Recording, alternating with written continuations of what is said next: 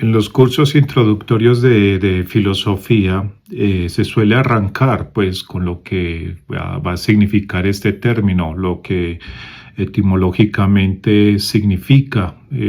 Es tan común, ha sido como una definición tan explotada, tan exprimida, que hasta uno en Wikipedia fácilmente anota qué significa la palabra filosofía.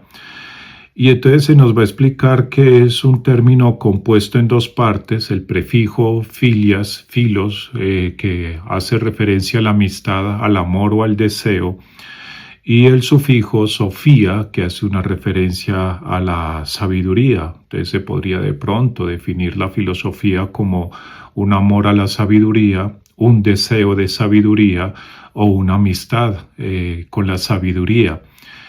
Y eso, por supuesto, se ve como muy bonito, pues nos parece a nosotros que es una cosa hermosísima porque la misma noción de amor o de amistad lo solemos concebir como una cuestión impoluta, muy pura, como muy desinteresada.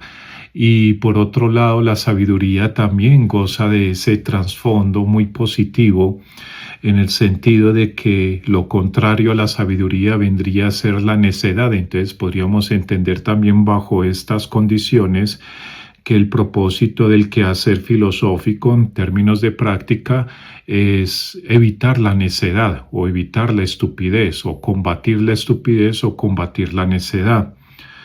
Sin embargo, a pesar de que nosotros hoy en día le damos una connotación tan positiva a la estructura, desde la estructura etimológica del término, encontramos que hablar de filosofía, y acorde a lo que es la visión trágica de la tradición helenística, eh, es una cosa que es completamente melancólica, es hasta nostálgica o hasta lamentable. Incluso Giorgio Colli, en este libro que es muy breve, titulado El nacimiento de la filosofía, que es un libro donde él también pone debate a ciertas nociones que Nietzsche manejó en El nacimiento de la tragedia, sobre esa división entre lo apolíneo y lo dionisiaco. Para Giorgio Colli no hay una gran diferencia entre lo apolíneo y lo dionisiaco.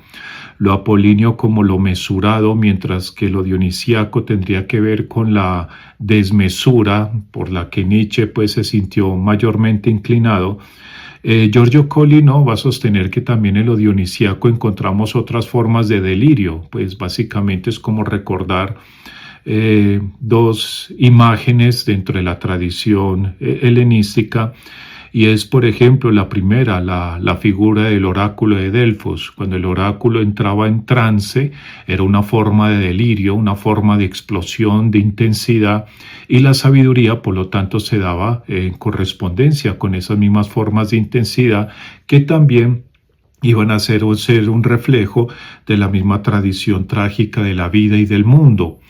Y por otro lado, como lo menciona también Giorgio Colli, si uno coge un libro como la Ilíada de Homero, tenemos al dios Apolo con sus flechas, disparando sus flechas doradas sobre el ejército de los aqueos, y a cada aqueo que le llegaba precisamente el flechazo le acarreaba la peste. Entonces tenemos, por lo tanto, un dios irascible trayendo la enfermedad y la muerte. Entonces, por lo tanto, no tiene que ver con la mesura, sino con otras formas de mántica y de lo que era también la misma condición trágica del mundo. Porque incluso pensaríamos nosotros que la palabra filosofía, en este caso, obedece más a lo que es esa visión trágica que corresponde precisamente desde la misma tradición helenística. Y es partir, por ejemplo, de que nosotros como seres humanos, mamíferos, pollos sin plumas, como decía Platón, jamás lograremos llegar a tener sabiduría, jamás lograremos este estado de iluminación que vendría a ser más propio de los dioses o natural de los dioses que de los hombres, hablando de los hombres no como género, sino como especie.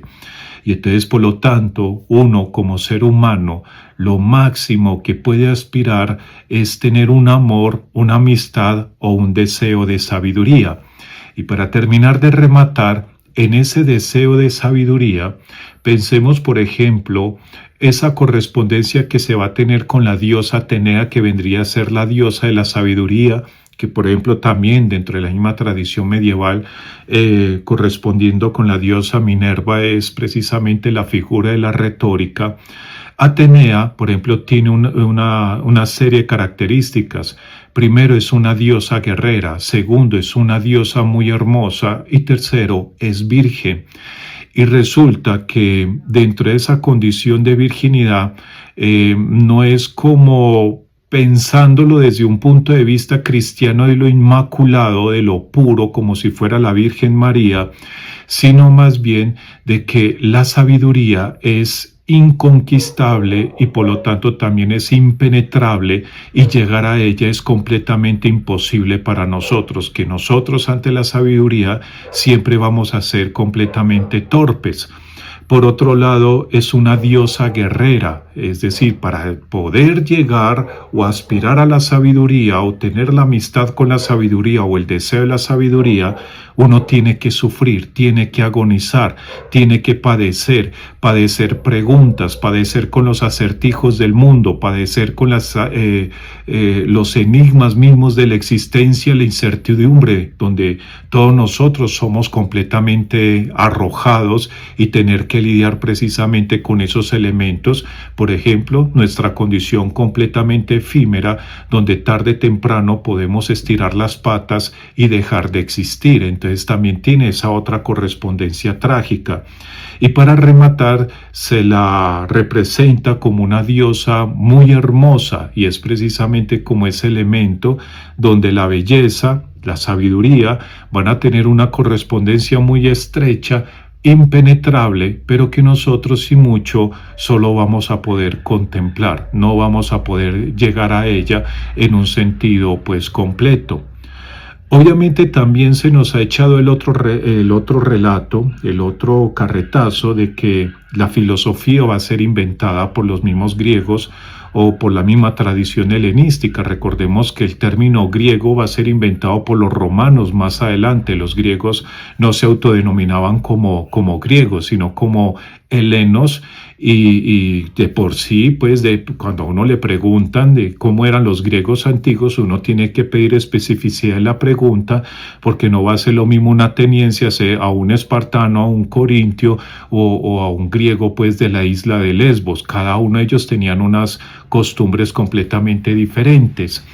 Pero el caso es que dentro de lo que es como ese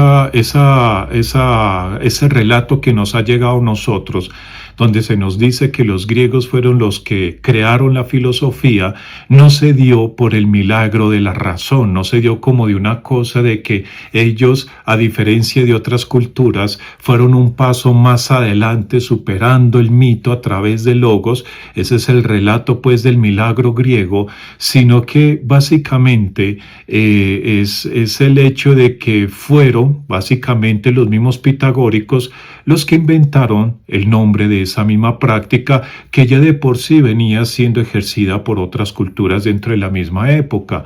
Es decir, uno, por ejemplo, coge los libros de Heródoto, el primer libro de los 9 libros de la historia, y él habla de los sabios persas, de lo que eran precisamente esta figura que nosotros catalogaríamos como los filósofos persas. De hecho, la filosofía no es que tenga una nacionalidad específica, y por eso otro pajazo que a veces a uno le echan de que solo es posible hacer filosofía en griego, en alemán o en francés, es más como un cuento que proviene pues de una mentalidad etnocéntrica, de un folclore muy específico, pero se puede perfectamente reflexionar bajo cualquier tipo de idioma. Se puede hacer incluso filosofía en náhuatl, no hay ningún inconveniente con eso, es simplemente remitirse a lo que son como los textos de las culturas precolombinas y encontrar que dentro de su cosmovisión están planteados también los problemas filosóficos dentro de esa misma cultura.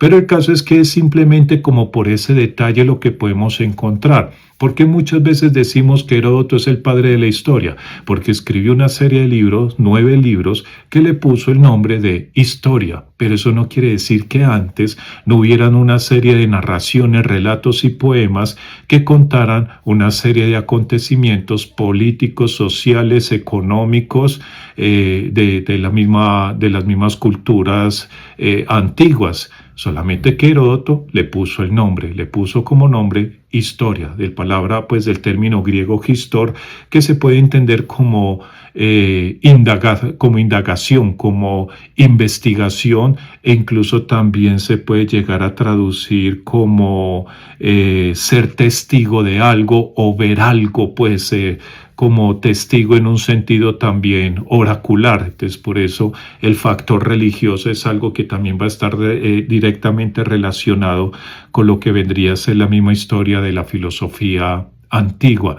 No hay una superación del mito, no, es simplemente reflexionar una serie de temas y de preguntas que ya venían siendo planteados desde los mismos relatos míticos, eh, partiendo desde la misma tradición arcaica, y que básicamente los filósofos volvían y los retomaban, por ejemplo, a la luz de los cantos de Homero, y que va a corresponder precisamente con la visión trágica del mundo antiguo. Entonces, eso es todo.